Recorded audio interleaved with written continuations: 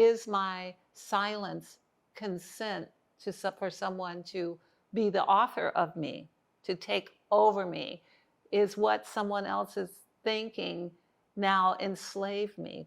If they don't like me, now I feel like I need to I need to please them more? Was I born to make sure that I please everyone enough? Was that the reason for your design? Is that the spiritual, you know, is that the purpose of your Am I experience? to answer this out loud? Or is it rhetorical? Is my facial expression showing?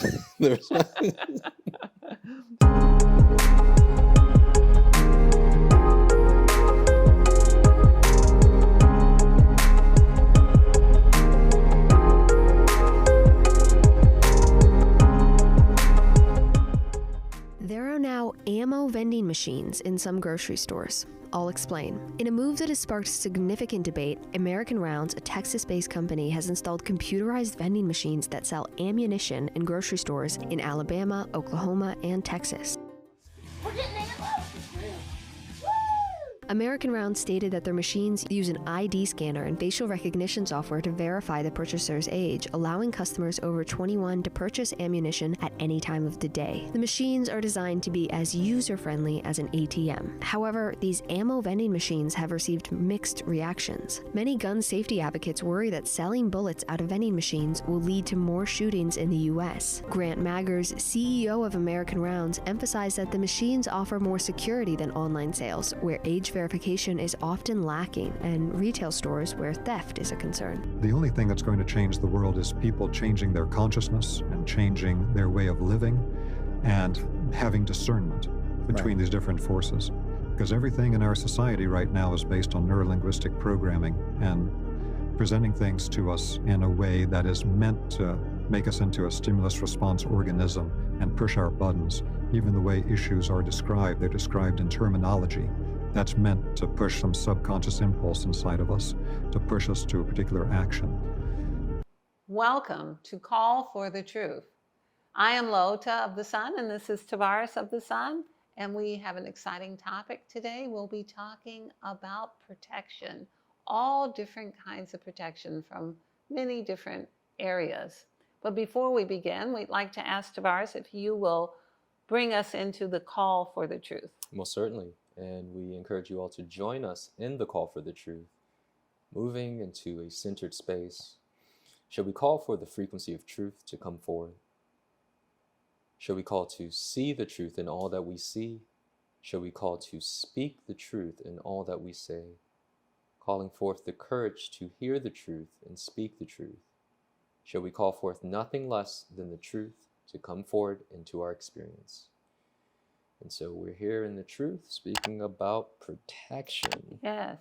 And I think this is a topic that many people are intrigued and excited to hear because there's a lot of things happening on the planet. Yes. And it could look a little scary, a little disconcerting regarding the future and their role in it. So what was it that prompted you to bring this forward? And this is a topic that I have in my consultations quite a bit. People are often asking me, how can they protect themselves spiritually, mentally, physically from their partners, from their family, from their children? People be crazy. There's a lot of levels in this, and there are many things happening in our world. And I'd like to start with something that we all can agree on and that all of us participate in. So most of us understand that the way we are designed is that we can manifest our experiences.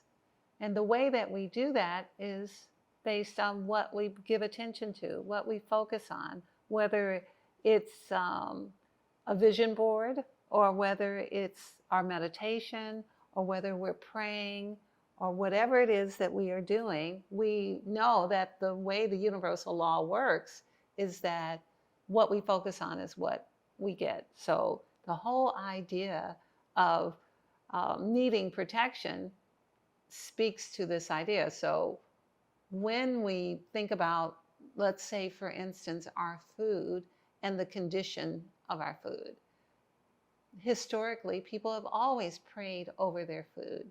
They've always people used brass plates to make sure there was no bacteria in the food. People used silver servers to make sure that their silverware got rid of bacteria to protect the food, and then they spoke over the food. So these are ancient accepted practices that still apply, and that principle applies to everything. So the principle of having a physical thing that helps you keep your food clean and sanitized from any kind of bacteria or overgrowth that would be damaging to the body.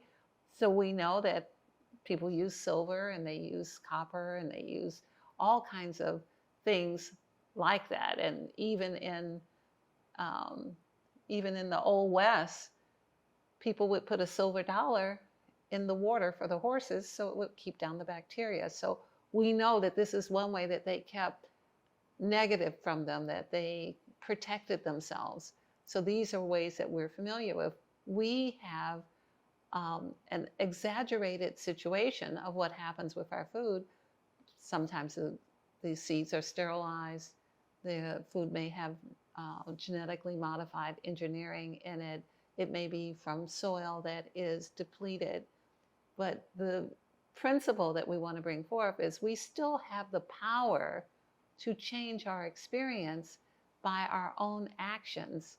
So the idea of speaking to the food, speaking directly to the food as first person, like knowing that we are the food and the food is us, that we live in a closed system and that we are of the earth and the earth is of us, and we are the elements on the periodic table that are the food, and speaking to that, like you have a plate full of food and you're like, I say to the food, which is part of who I am, part of the system I come from, part of the experience I'm in, will you raise yourself to the highest possible vibration that you have been designed in, so that I am not a victim of what has happened to you in the interim since your original design in this moment.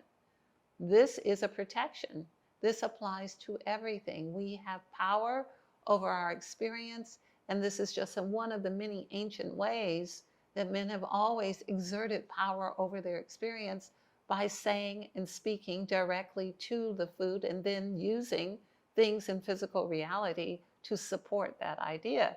So we encourage everyone, protect yourself with your food by speaking directly to it, asking it to come back to its original blueprint. You are not a victim of whatever has been done. It has been done. However, you are the master of the situation, in the same way that when you come into this world, you come in, you fight your way down the birth canal so that you can exist in the third dimension, because this is a dimension where we need to overcome whatever the circumstances are so that we can master it. This is what an ascended master is. Does that start us off okay? I think so. So I'd like to speak on the mechanics of what you're talking about. So you have given many examples of historical forms of protection, Right. From using different types of metals to purify water and our food. And even if we look in, you didn't necessarily say this, but even if we look in the direction of like physical weaponry, forms of protection that we have at a physical level, Yes. because we see the necessity of some type of preservation of life. And so one of the things that I see more and more is the importance of recognizing that we are a whole being, meaning that we're not just physical.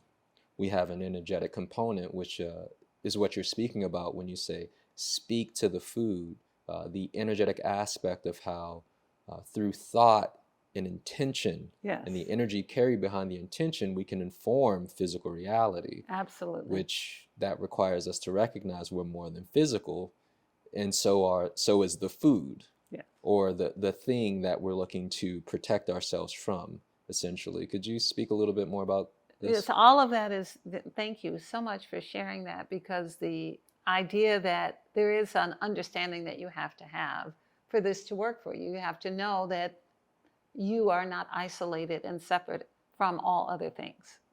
That's the oneness. So you have to have that clarity that you're not separate no matter what things look like. Even though it doesn't look like you, maybe it has a tail, maybe it wags, maybe it barks, and it doesn't look like you are still connected to that, and you can still adhere to that aspect of that is the aspect of you, and then you can commune with that. And if you do that, you'll have a richer experience no matter what else happens. It'll be richer because you know that you're not alone and that you're part of everything else. And this is important to know whether you live in a house where abuse has taken place, or horror movies have been shown, or pornography has been shown, and now it's in the walls and in the paint, and people are having flashbacks, and they're having visions, and they're having experiences that are unpleasant because the imprint of the thought is still in the paint or the floorboards or the carpet or the food, or the food in the house. So this conversation we're having is really to say, recognize, see how it is that you can see that you're part of everything. You breathe in the air that everything breathes in. You drink the water that everything drinks. You are part of the elements on the periodic table of which everything in this closed system is made from. So this helps you, that I go over this again and again to say, get to that point, protection is in there. The protection is in knowing that you may influence every other aspect of your experience. So this is giving the vibe of spiritual maturity, where you recognize the responsibility within such a world and dynamic that we're in, because, you know, you look at it, it's almost like everything's out here to kill us. I think a lot of people online have reached that threshold. They're like, I can't eat nothing. I can only breathe air. I feel you. However, the ability to respond to life and through these mechanics that you're speaking of, it's giving this level of maturity that's required to have over our experience, where we see, okay, I must step up to inform my food or inform my environment, you know, inform the field around me, so I don't have to be a victim to what's happening. You have any thoughts on that idea of the spiritual Yes. maturity and responsibility component?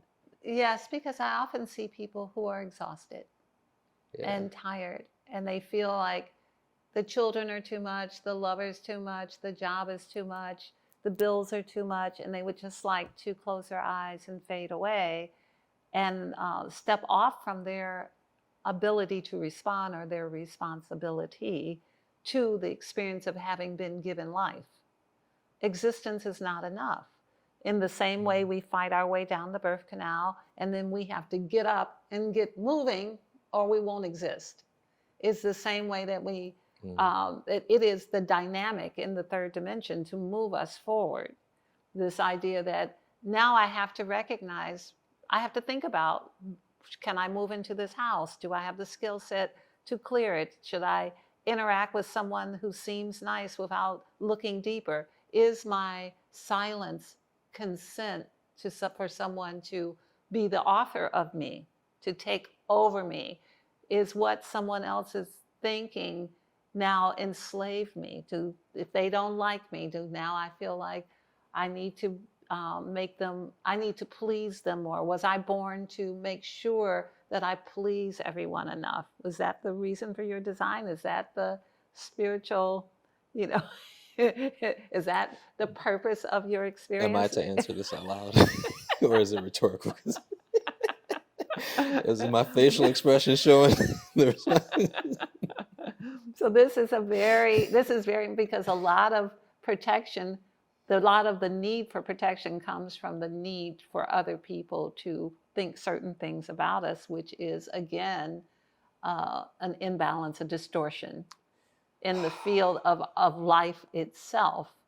Like the plant would love for you to admire it and love it. My flowers love for me to admire and love them. And if I don't, they still bloom. They're still beautiful. They still smell wonderful. They still exist in the environment where the water and the earth give them what they need. And if that doesn't exist too, then they may not exist. But we often give away our power because, you know, maybe someone doesn't like us, or someone doesn't agree with us, or maybe they think they have a superior idea, and that superior idea should make us feel bad because we don't have it, or we don't share the same thing. So we fall into these arenas where now we need protection from our own thinking.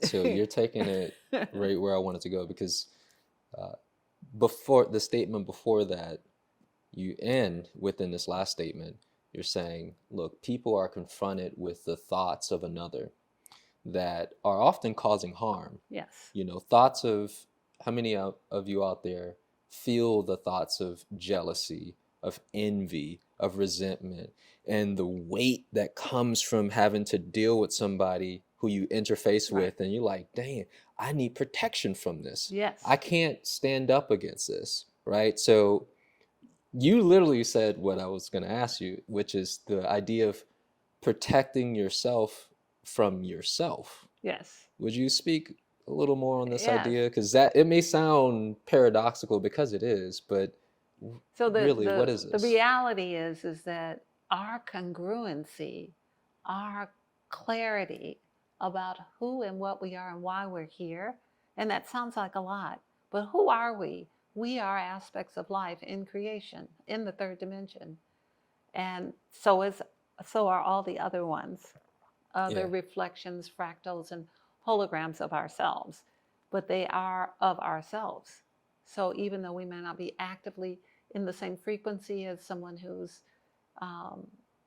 not in the same situation we're in, we have a connection, as we have a connection to all things. If I may, one of the things that you shared with me years ago was the very fact that you're experiencing it means it's you. Yes. At some level, like you Yes. say, it's not like 100%, but that some of you is in that.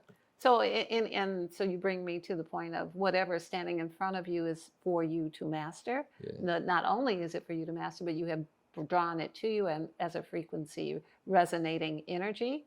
And so even though it may be latent, it may be generationally latent, it might be in your grandfather, it might be some abuse that your mother did or your grandmother did, and then now this abuse stands in front of you and like, I want you to do what your grandmother did back in the day, because your living DNA is calling for me to show up in your life and have, so you can have that same experience because you have a record of that experience. You might not remember the last lifetime or what your grandmother did, but it's in your living DNA. So I stand here ready to serve you in that way. And so then you have to then think, all right, am I congruent with this experience? Is this a frequency match for who I am and who I want to be? Or is this an old historical pattern, like a disease or an illness is just trying to come in because I have not yet said no to it? So silence is consent.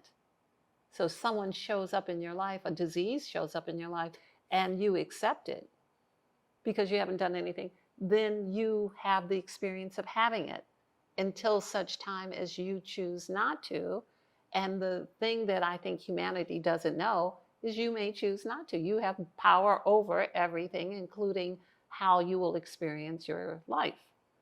And even though everything is outside of us, it is because at some level it is inside of us and it brings it forth. Everything is frequency. Everything is a resonating frequency. Someone's trying to aggress you because at some level your behavior aggresses you.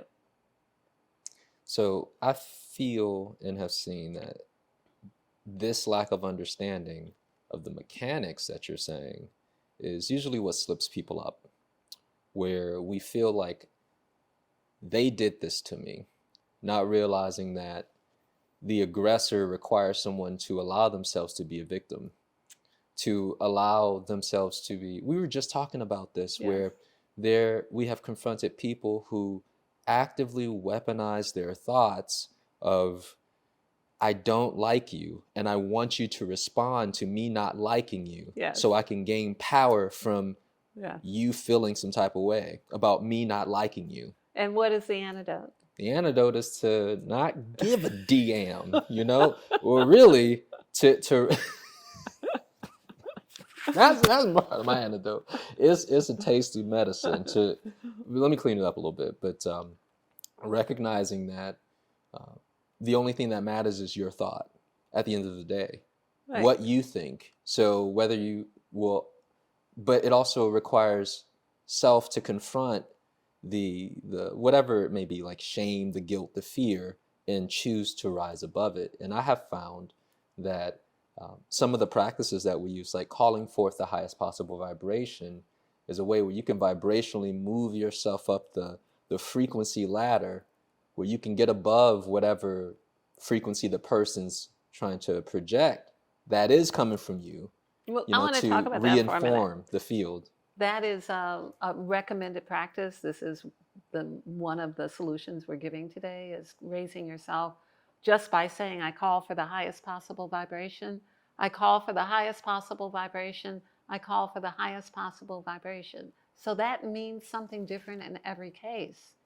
It depends on where you are when you call for it. So if you're already at peace and elevated and satisfied and nourished and hydrated, that's a significant level of elevation. But if you were just in an argument, just being irritated, just feeling like you have been aggressed, even then, if you call for it 3 times, you'll be in a space higher than where you were, because the request, everything is listening. All of the mechanisms in creation are always listening. All of the plants are listening, everything, the birds are listening. The consciousness that has the ability to rise you up out of that experience is listening and available to you. You have only to engage it with belief.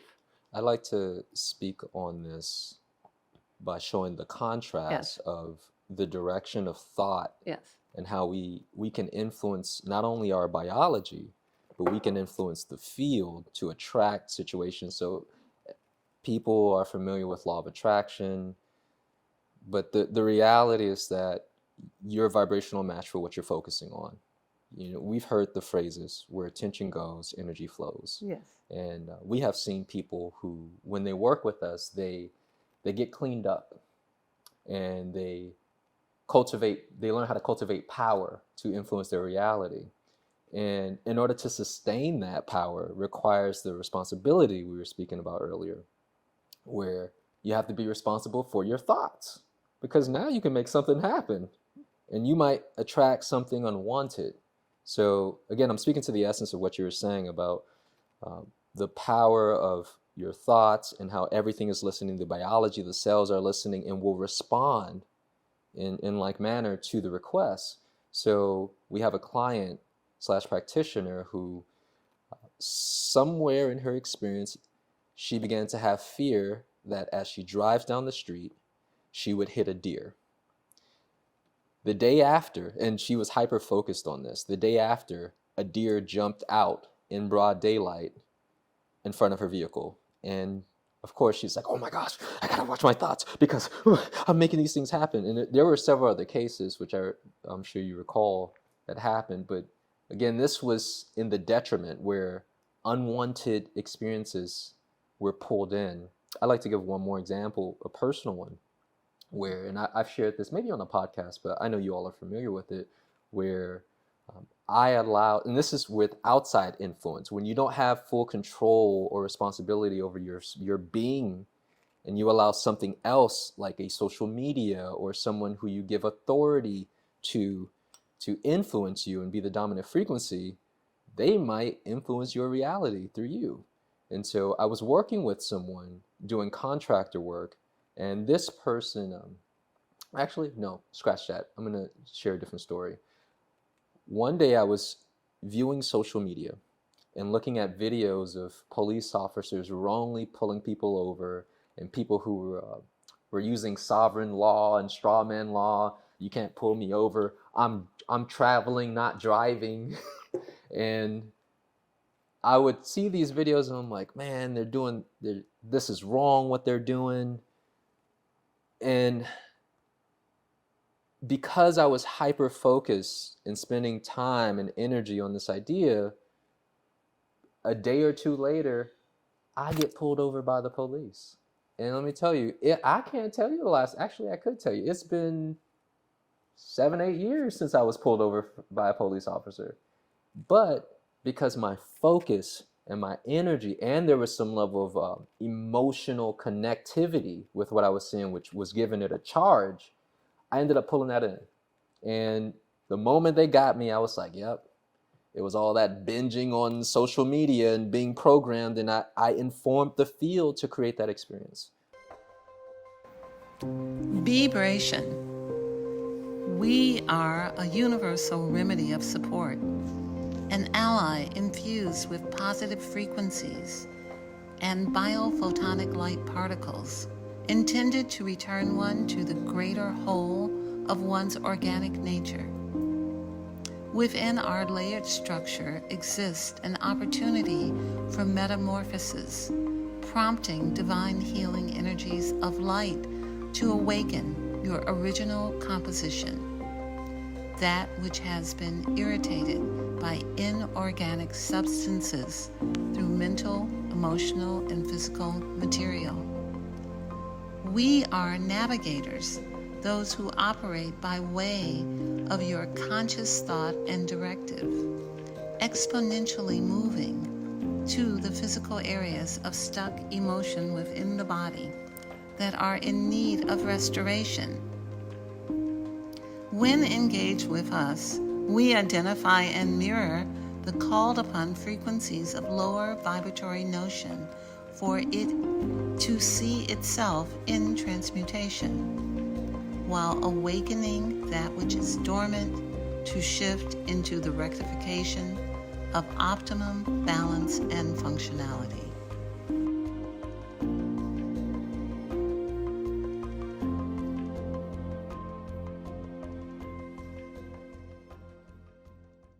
So I see that this works both ways. This works for us and against us, and hence more of the idea of the importance of responsibility, Right. as we were speaking of earlier. It's so interesting because this is the truth is what has always been and will always be. The truth is we are vibrating to the frequency of what it is that we want, and we're thinking and bringing that to us. So our technology has hijacked that, and our technology now, you look at something, the algorithm now mimics the truth of what has always been and always Yeah. is, and brings that into our experience. So the algorithms on social media are an aspect of hijacked truth working in our detriment. Yes. So the thing that's I find the most interesting is that the simple thing that we must do is always see the right in everything. So we're thinking, oh, the deer are beautiful. I hope that they stay safe. That's a different thought than I'm afraid I'm going to hit a deer. When we think, oh, look what's happening. The new world is coming and this will never happen again. You know, people won't be pulled over because justice will exist. The right, the freedom and the rights of people will be respected. People will be honored, and it won't happen like this. So raising up that experience and seeing it through the lens of what we would like to see happen. If I may, so this is reminding me of an experience. I actually experienced this with a family member where the person's view of the future was so pessimistic. Even though they had some of the levels of awareness that we're speaking about, the power of thought and intent, it's just like they could not will themselves to see something different. And you mentioned we have been hijacked. The biology, the mind, is literally looking like a form of mind control, where our imagination to imagineer another reality other than Terminator or the end of the Matrix or beginning there, right? It's been obfuscated, and so I see, again, the responsibility and the need to step back into the position of the control center, so to say, where, like you say, I'm going to look at this differently. I'm going to see the right in it. I'm going to choose the elevated thought. and continue to kind of hold that position as much as we can, and again, inform the field. Because one of the things that I see is that the field has this type of intelligence. It's just like the algorithm. Like you Yes. say, the algorithms in our technology is a mimicry of reality, where you do the same thing, you do enough of a thing, it gives you back all the different actions that you've informed It's it the with. essential truth of the universe is that you get what you do. Yes. That's the truth that remains and always has been and always will be. So now we're working with the real deal here. We're working with the real field, and this is where I see it's important to not allow ourselves to get tired and want to give up. And I think that when we understand these mechanics, it gives not just hope, but it's the knowingness that if I do this long enough, I can inform the field to work for me instead of against me. It is the solution that needs to be taught to our children. It is the solution that eluded us. It eluded our parents and those in the history of the many millennia. It is that what has eluded us, but we know it. We know that when the wave goes out, it comes back in.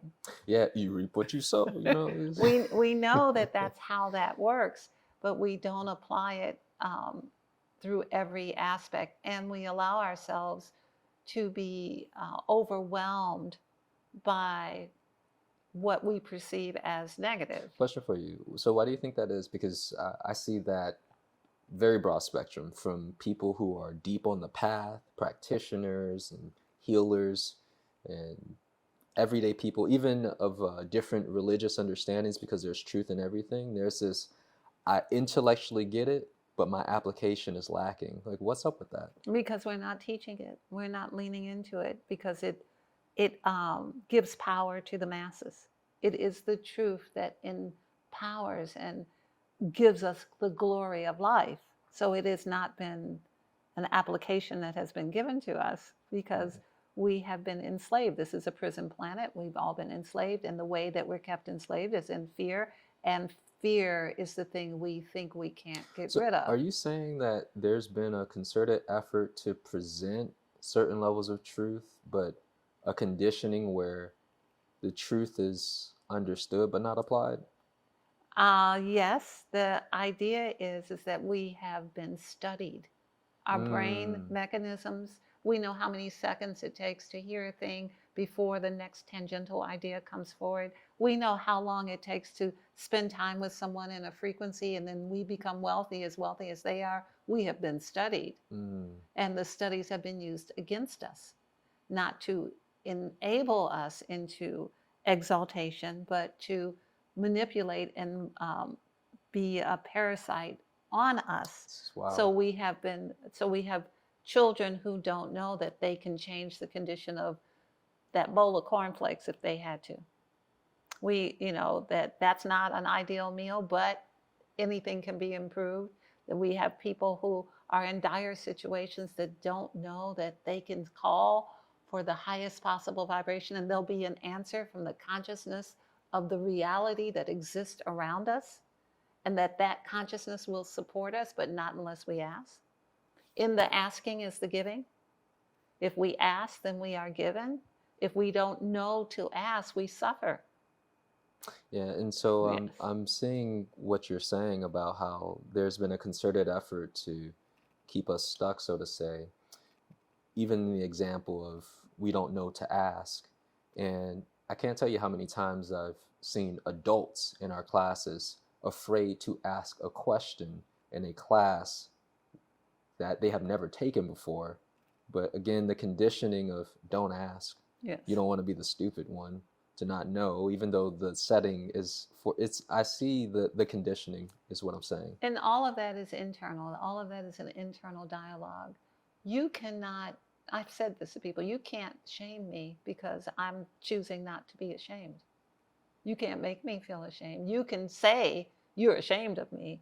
You can say shame on you, but you can't inflict that upon me if I choose not to And have then it you're looking inflicted. back at them like, And we all know people who don't accept guilt or who don't accept. So that principle applies to all of us.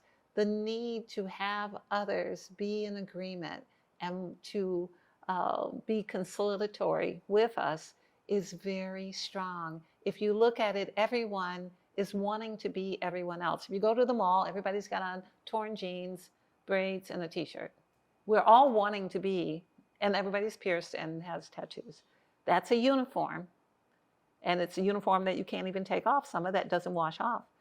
You know, some of those piercings don't go away. So we all want the joining on with everyone else. But is everyone moving in the direction we want to go in? If everyone is running down the street, are you going to fall in and run down the street behind them, not knowing where they're going? If we could cue up Reverend Bullwinkle's song in the video, that hell nah to the nah nah, that would be nice. The direction we're moving in is one of it's like the easiest, the low-hanging fruit, the convenience, the comfort. The monks were making beer for people to get high. The people where opium were grown were taking opium hundreds of years ago. The need towards or the desire to be intoxicated, the desire to not be in this reality is very great. So it's intellectual and emotional as well. So having someone live our fantasy or agree to our fantasy, like, oh yeah, you look like that fantasy thing. Yeah, I like that. That is in support of a certain level of frequency. So I want to speak about this from the perspective of the pull of the field. And you were saying about following the herd and the masses of certain behaviors that are to our detriment, where it feels comfortable, it feels right, everybody's doing it, and it's just a little something. And one of the things that I've seen in my personal experience, this level of awareness of when I'm working on transmuting and undoing that pull, I'm working against not just myself, but the field of the planet. Yes. Like that there is a literal yes. morphic field or a gravitational pull to acquiesce and do the thing that everybody's doing. Right. And it takes great will to, and the decision, really, as you always say, just decide, I want to go this way. And then when you do that, there's a type of energy that corrals and supports you through the power of the decision. But again, my whole point is that I don't think people realize that when they feel I'm just going to go with the flow of the masses and just, I'm afraid to do my own unique thing or say, no, I don't want to do the drug or do the drink or the peer pressure. It's more than just themselves. It's self, but it's also the field of everybody does it. That it's counts. True. It's true. It is the morphic field, but it's the morphic field in detriment. Yes. It is not the road to glory. I agree. And so the idea would be to find what is it that your soul and that you really would like to experience. And this is not to deny anyone their gummies or their movies, or it's not to deny that. It's to say, see what that is. Does that feel as good as the truth feels? Does that feel as good as uprightness feels? Does that feel as good as whatever you think? I still think what I think. Yeah, I like how you say, how's that working out for you? And sometimes it makes you question, especially if you're going to be in the truth and be like, well, I mean, kind of, it's a good thing, but then it kind of made me crazy and paranoid sometimes, it's not really... I was just having that conversation with someone. I was sharing with them how I don't do cannabis, and this person was like, yeah, I think I need to stop because it's kind of like a give-take thing. I do it, and like I feel elevated, but like I feel like not myself, like I lose something or a little paranoia, and so it's not working out for that person. Yeah, I think the way we should look at everything is that whoever we see, whoever's talking to us, whoever's allowed to speak to us, whoever's not censored, they want them to talk to us. I think whatever products are given to us to eat are the foods they would like us to eat. I think whatever drugs are being allotted to us, whatever bullets are being put in machine. I don't know if you know this, that grocery stores now have vending machines for bullets. Yeah. So if that's being given to us, why is that? You can buy your Wonder Bread. And your bullets. your steak. So bullets. why is that happening? So the way I choose to look at everything is I'm clear that there's an intelligence of anti-life that is against, I am life, it is anti-life. You are life, it is anti-life, and that is the deciding factor of what comes into the stores, what goes on our videos, what's on our social media, what is on our news. So whatever I see, I assume that that's what's being fed to me. So I go eat something else. So I kind of want to touch on this. I was sharing this to Which, someone before I about, finish, is protection. That's a form of protection. that's literally where I was going with it.